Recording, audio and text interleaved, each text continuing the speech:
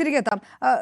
ശ്രീജിത്ത് പണിക്കർ, ഈ വിഷയത്തിനകത്ത് ഒരു പക്ഷേ ഇതൊരു ശ്രദ്ധ നേടിയെടുക്കലാകാം. അത് ഒരു വിദ്യാർത്ഥി സംഘടനയെ സംബന്ധിച്ചിടത്തോളം പ്രതീകാത്മകമായിട്ടുള്ള ഒരു സമരം നടത്തുമ്പോൾ ഏതെങ്കിലും തരത്തിലുള്ള അക്രമാസക്തമായിട്ടുള്ള സമരമല്ല, ചെറിയ ചെറിയ പ്രതിഷേധാത്മകമായിട്ടുള്ള സമരങ്ങളിലൂടെ നടത്തിയ ഒരു കാര്യം. ഇതിനെതിരെ നടക്കുന്ന ഹേറ്റേഴ്സ് ക്യാമ്പയിൻ ഒരു പക്ഷേ അതിലും വലുതാണ്, അതിലും വലിയ തലത്തിൽ കൂടിയാണ് അത് അഡ്രസ്സ് ചെയ്യപ്പെടുന്നത്. കേണൽ സോഫിയ ഖുറേഷിക്കെതിരായിട്ടുള്ള പരാമർശങ്ങളിലൊന്നും കാണാതിരുന്ന ആവേശമൊക്കെ ഈ വിദ്യാർത്ഥികളുടെ ഈ പ്രൊട്ടസ്റ്റ് ക്യാമ്പയിനെതിരെ ഉയർന്നത് എന്തുകൊണ്ടായിരിക്കും?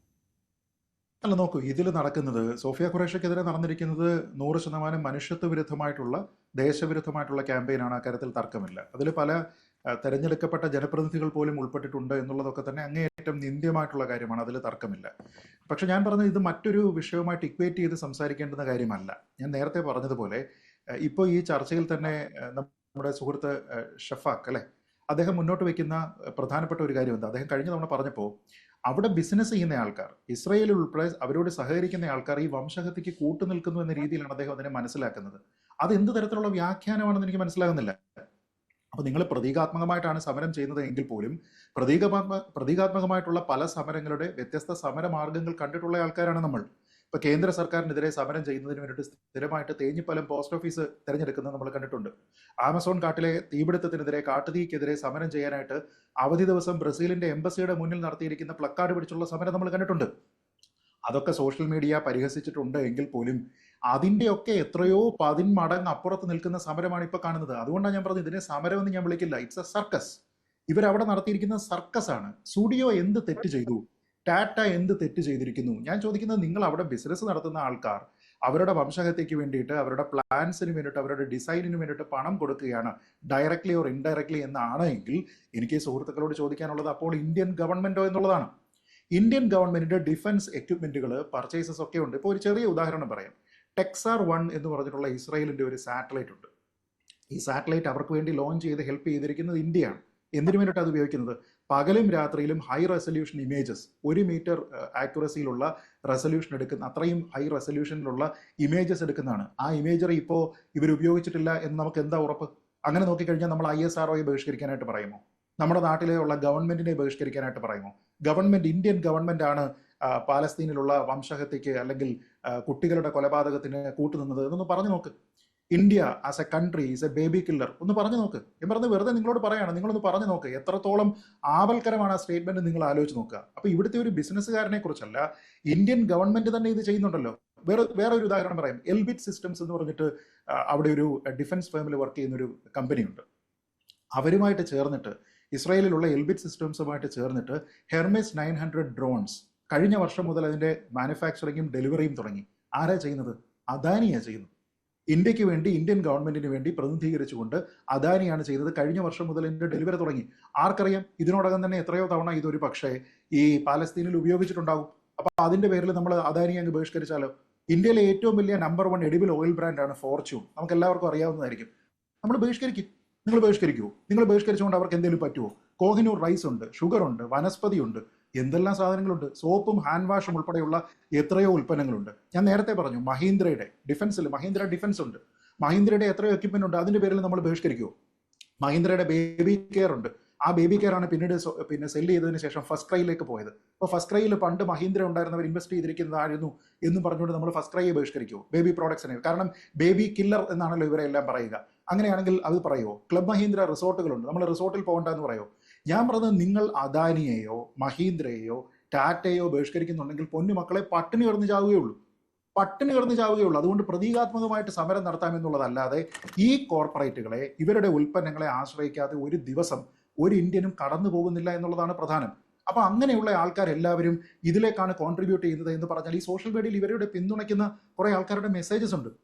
അതായത് ഈ പെരുന്നാളിന് നിങ്ങൾ വാങ്ങുന്ന കുപ്പായത്തിൽ പാലസ്തീനിലെ കുട്ടികളുടെ, പിഞ്ചു മക്കളുടെ ചോരക്കറ പുരളാൻ പാടില്ല എന്ന്. ഞാൻ പറയുന്നത്, ഒരാളിന്റെ സ്റ്റുഡിയോ എന്ന് പറയുന്ന സ്ഥാപനത്തിൽ പോയിട്ട് ഒരു ഡ്രസ്സ് വാങ്ങാൻ പോകുന്ന ഒരാളിന്റെ മനസ്സിൽ അത് ഉണ്ടാക്കുന്ന ഒരു ഇംപ്രഷൻ എന്താണ്?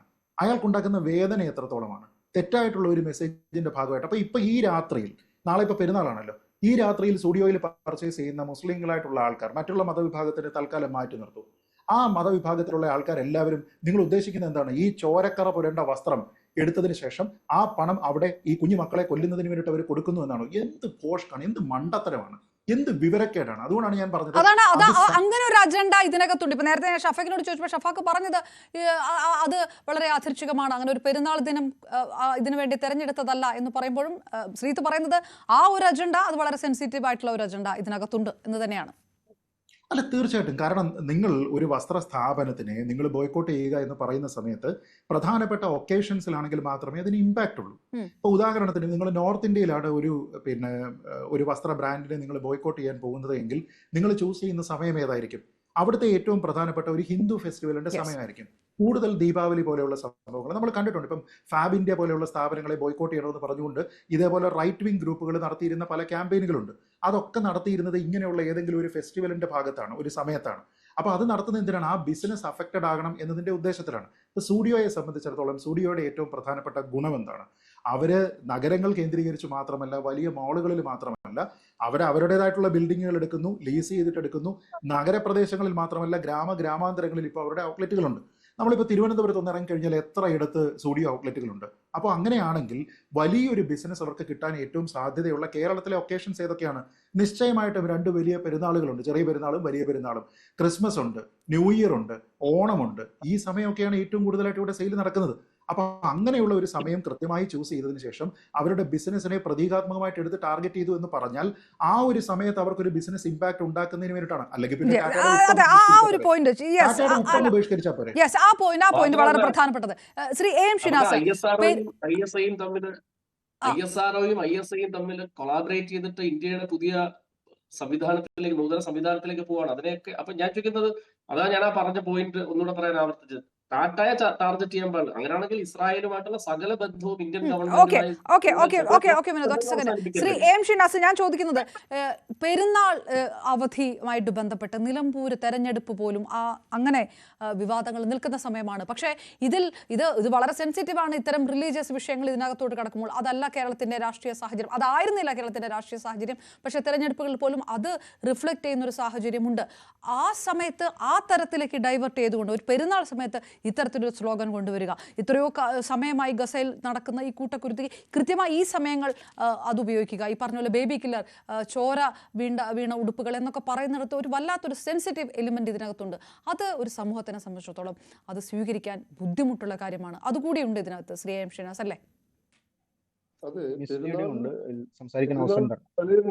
ഇത്തരമൊരു വിഷയം ഉയർത്തിക്കൊണ്ടുവരുന്നതിൽ അവർക്ക് പ്രത്യേക താല്പര്യമുണ്ടെന്ന് തന്നെ നമുക്ക് കരുതാവുന്നതാണ്.